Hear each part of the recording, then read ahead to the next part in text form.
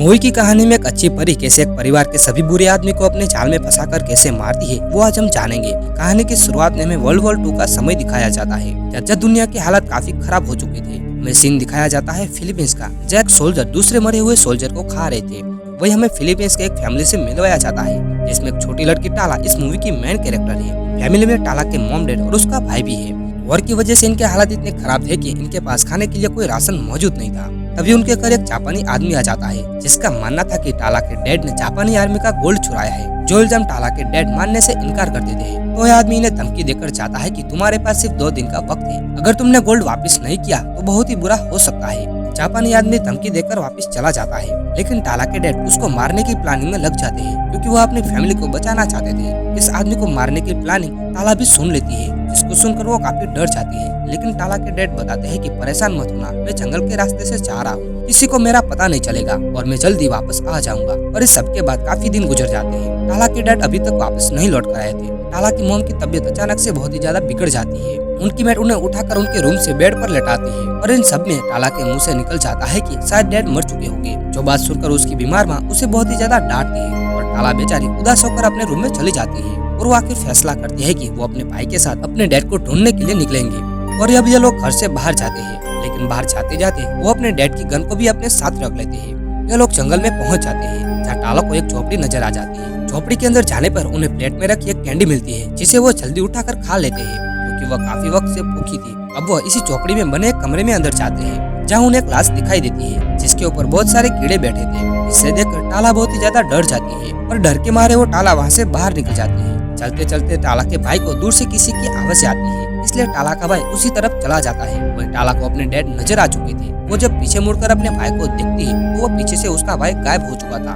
टाला का भाई उस आवाज का पीछा करते हुए जंगल में एक नदी के पास पहुंच जाता है जहाँ बहुत सी लाशें थी। ये लोग जंग में मारे गए थे। इन्हें देखकर टाला का भाई बहुत ही ज्यादा डर जाता है और वापस घर की तरफ चल पड़ता है। वहीं दूसरी तरफ टाला अपने भाई को ढूंढते ढूंढते एक चर्च में अंदर चली जाती है। जब टाला के सामने एक परी आ जाती है, वो फेरी वो टाला से कहती है कि तुम्हारा दिल बहुत ही ज्यादा साफ है, इसी वजह से तुम इस चर्च में आ पाई हो। वहीं वो परी टाला को बताते हैं कि तुम्हारा भाई घर जा चुका है और तुम्हारे डैड अभी तक सही सलामत है। जिसके बाद वो टाला को उसकी एक इच्छा पूछती है ताकि उसे वो पूरा कर सके, पर टाला डर के मारे उसे कोई जवाब नहीं देती। घर आने पर टाला को टाला की मॉम से बगैर पूछे घर से बाहर जाने की वजह से उसे बहुत ही ज्यादा डांट पड़ती है। यहाँ पर वो अपनी मॉम को बताते हैं कि मैं डैड को नहीं ढूंढ पाई और उदास होकर अपने रूम में वापस चली जाती है। उसे वो फेरी दोबारा से दिखाई देती है जो उसे वो जंगल के चर्च में मिली थी, जहाँ वो फेरी टाला को बताती है कि मैं सब कुछ जानती हूँ, मैं ये भी जानती हूँ कि तुम्हारे डैड इस वक्त कहाँ है और तुम्हारे डैड केवल उस जापानी आदमी को मारने के लिए नहीं गए जिन्होंने उन्हें मारने की धमकी दी थी, वो तो बल्कि अपने दुश्मनों से यानी अमेरिका वालों से मदद भी लेने के लिए गए हैं। तुम्हारे डैड एक गद्दार है। मैं ये भी जानती हूँ कि तुम्हारी मॉम बीमार है, अगर तुम चाहो तो मैं उन्हें ठीक कर सकती हूँ। एक एक कर वो टाला को एक बग देती है और वहाँ से वो परी गायब हो जाती है।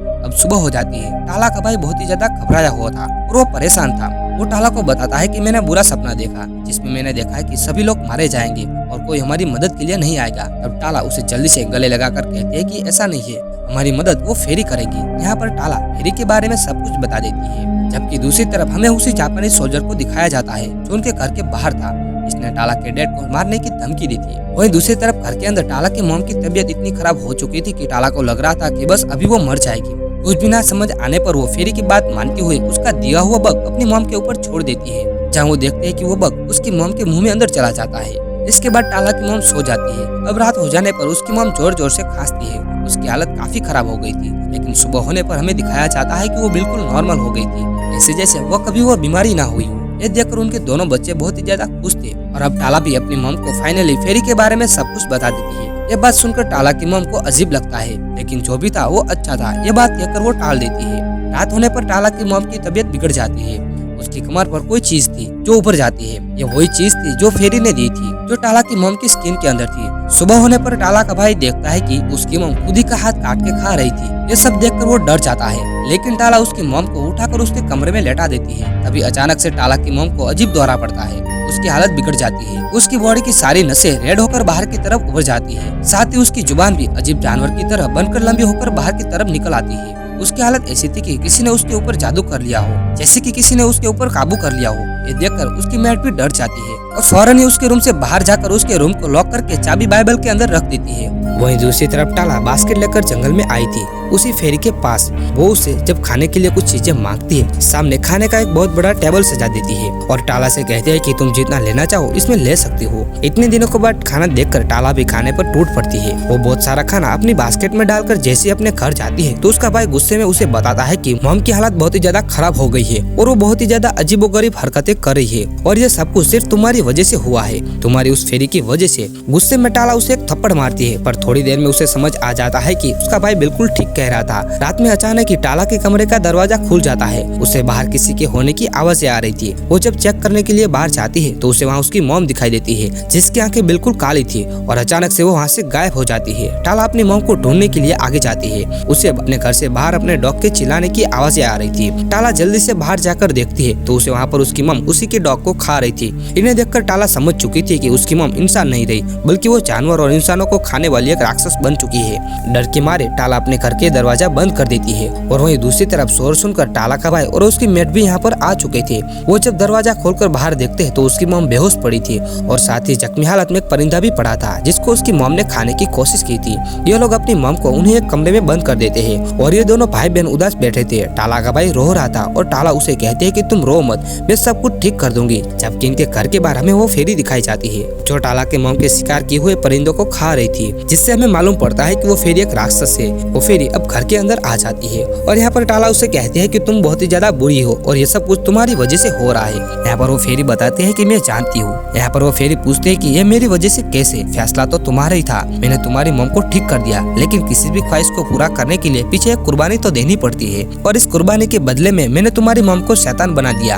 अब वो हमेशा जिंदा तो रहेंगी लेकिन एक शैतान बनकर। अब ये बात सुनकर टाला पागल हो जाती है। वो फेरी के ऊपर चिल्लाती है लेकिन वो फेरी यहाँ से गायब हो जाती है। वही हमें नेक्स्ट सीन में दिखाया जाता है कि टाला जब बेसमेंट में जाती है तो उसे वहाँ पर उसकी मेट और वो जापानी आदमी पहले से मौजूद थे।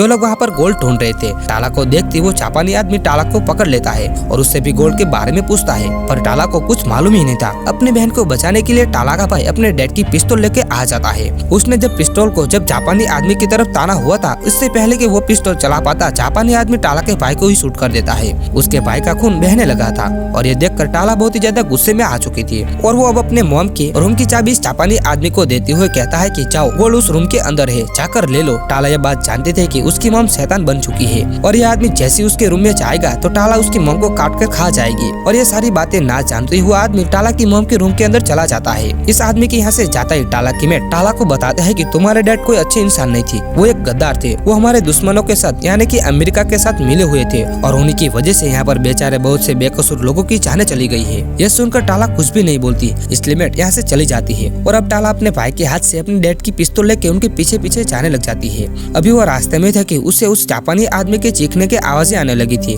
वो कमरे से दूर खड़ी होकर शूट करती है और गोली जापानी आदमी को लगने के बजाय मेट को लग जाती है, जिससे देखकर टाला काफी दुखी हो जाती है क्योंकि वो मेट से काफी जुड़ी हुई थी। खैर वो अब कमरे के अंदर जाती है। कमरे में कोई नहीं था तो बाथरूम पूरा खून से लथपथ था और उसकी मॉम किसी जंगली की तरह जापानी आदमी की बॉडी को चीर फाड़ के खा रही थी। अपनी मॉम की हालत देखकर टाला बहुत ही ज्यादा डर जाती है, इसलिए वो अब अपने भाई को उठाकर उसे बचाने के लिए वहाँ से भागते हुए बाहर आ जाती है। उसे मदद के लिए कहीं ले जाना चाहती थी लेकिन बहुत सारा खून बहने की वजह से टाला का भाई भी मर चुका था। टाला भागकर दोबारा से जंगल में उसी चर्च में जाती है जहाँ उसे पहली बार वो फेरी मिली। वो फेरी से कहते हैं कि बस बहुत हो गया, अब ये सब खत्म कर दो। उसकी बात सुनकर फेरी उसे गोल्डन मैंगो खाने को देती है। टाला लेने से इनकार कर देती है और यहाँ पर हमें पता चलता है कि वो फेरी असल में बूढ़ी और अजीब चेहरा दिखाई देता है। टाला उसे देखकर वहाँ से डर के मारे भाग जाती है। वो अपने घर वापस आ जाती है तो उसे घर के बाहर अपने भाई का सिर दिखाई देता है और जगह जगह पर खून था और वो समझ चुकी थी कि यह काम उसकी मॉम का ही है। टाला की मॉम की नजर टाला के ऊपर पड़ जाती है। वो उसे खाने के लिए उसकी तरफ बढ़ती है लेकिन टाला बहुत ही ज्यादा डर चुकी थी, इसलिए वो अपने आप को एक रूम में लॉक कर लेती है। बाहर से उसकी मॉम जोर जोर से दरवाजा पीट रही थी और वही दूसरी तरफ टाला चिल्लाती हुई उसे फेरी को बुलाती है और कहती है कि बस बहुत हो गया, अब ये सब बंद कर दो। उसके कहती अचानक से हर जगह पर खामोशी हो जाती है और इस खामोशी का मतलब था कि सब कुछ शांत हो गया था। वो चेक करने के लिए टाला अपने कमरे का दरवाजा खोलती है। उसकी मॉम सामने गिरी हुई थी और उनकी कमर के स्किन के अंदर से वो बग निकल कर भी उड़ चुका था। और वहीं दूसरी तरफ हमें जंगल में दिखाया जाता है कि वो फिर इन सारी चीजों से हंस रही थी। यहाँ पर टाला की मॉम अपने दोनों बच्चों का नाम लेते हुए मारी जाती है। अब ये सब हो जाने के बाद फेरी दोबारा से टाला के घर आ जाती है। अगर तुम इसे खा लोगी तो तुम्हारे सारे दुख और तुम्हारी सारी मुश्किलें खत्म हो जाएगी। टाला को कुछ समझ नहीं आ रहा था कि वो क्या करे, इसलिए वो मैंगो ले लेती है और वो फेरी वहाँ से गायब हो जाती है। जिसके बाद हमें दिखाया जाता है कि टाला के डैड भी अपने साथी के साथ घर वापस आ चुके थे। घर आने पर उन्हें अपनी वाइफ और बेटा मरे हुए मिले थे, जिससे देखकर वो फुट फुट के रोने लगे थे। तभी उसका साथी उसकी खुफिया जगह से जापानी आर्मी का सारा गोल्ड बाहर निकाल लेता है और फिर एक गन निकाल कर टाला के डैड के पास जाकर उन्हें शूट करके खत्म कर देता है। यानी कि टाला के डैड ने अपने ही साथी ने उन्हें धोखा दिया था और ये उनके बुरे कर्मों की सजा थी। टाला ने अपने डैड को मरते हुए देख लिया था। यहाँ पर टाला सब कुछ देख रही थी, लेकिन वो कुछ कर नहीं पा रही थी और ये सब इसलिए हुआ था क्योंकि उसने फेरी का दिया हुआ मैंगो खा लिया था। अब यहाँ पर टाला के परिवार के सभी लोग मारे जा चुके थे सिवाय टाला के। अब यहाँ पर टाला सबसे पहले तो उस फेरी को मारना चाहती थी जिसने उसकी फैमिली की यह हालत की थी। यहाँ पर फेरी ने असल में सबको मारने के बाद टाला को सिर्फ इसलिए जिंदा छोड़ दिया था क्योंकि उसका दिल बिल्कुल साफ था। यहाँ पर सोचने वाली बात तो यह है कि फेरी एक तो असल में शैतान थी, लेकिन एक बात जो अच्छी थी कि वो सिर्फ उसी इंसान को मारती थी जिसके दिल में लालच होती थी, या जो इंसान अंदर से बुरा होता था। और इसी के साथ ये मूवी यहाँ पर खत्म हो जाती है। अगर वीडियो पसंद आया तो वीडियो को लाइक और शेयर करना ना भूले।